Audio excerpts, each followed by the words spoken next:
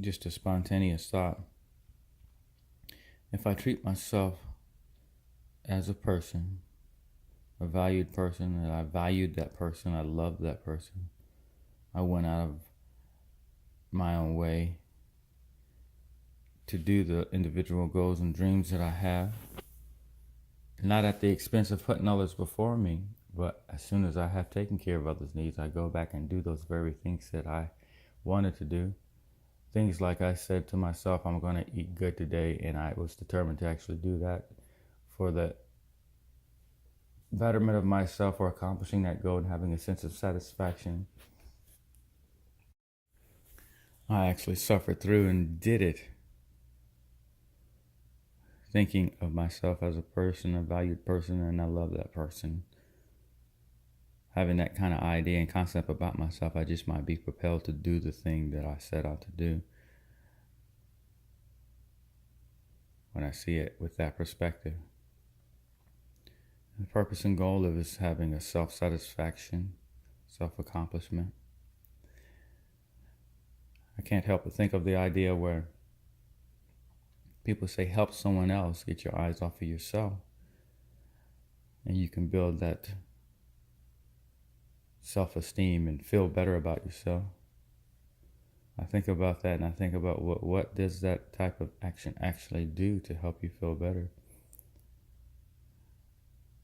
And as you get your eyes off of yourself, or what appears to be yourself temporarily, and you're actually devoting some time, some help, some attention to someone else, as you stand back for a second, after having accomplished the deed for someone else, you realize that you are capable.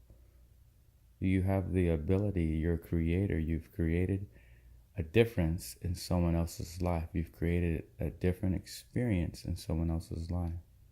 So in turn, it directly reflects upon you, and that's where the goal and the satisfaction comes from, recognizing your ability in someone else's life. And then in turn, you can see how you are empowered in your own life.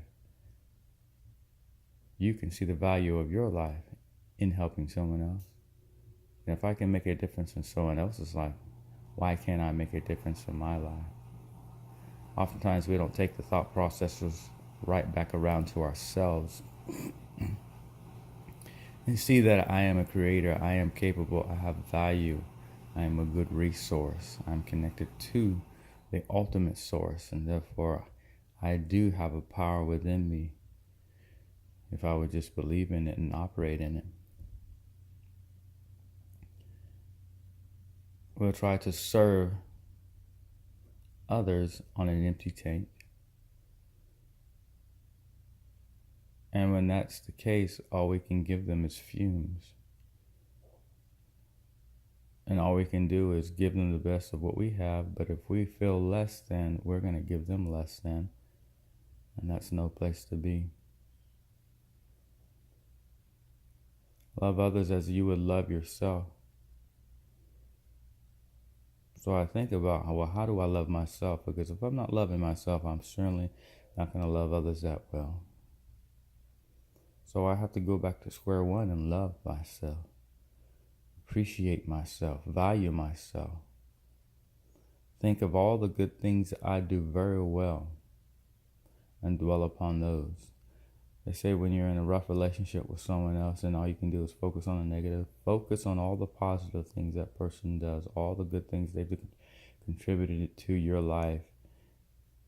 And when you make it your effort to focus on only that, all the negativity would disappear, and you'll grow in your affection and fondness for that person again. That's true for a marriage, a friendship, whatever. And it's certainly true for yourself. Being healthy in the awareness of who you are. You're a person who is part of God, empowered by God, connected to the whole universe, who is for you, not against you. You have meaning, value, and purpose. So find your streams, find what you were created and made for, and thrive in it, knowing that you are more than enough, you're sufficient. Then you have something to bring to the table in a relationship. Then you have something to offer. Then you can create out of nothing life and value.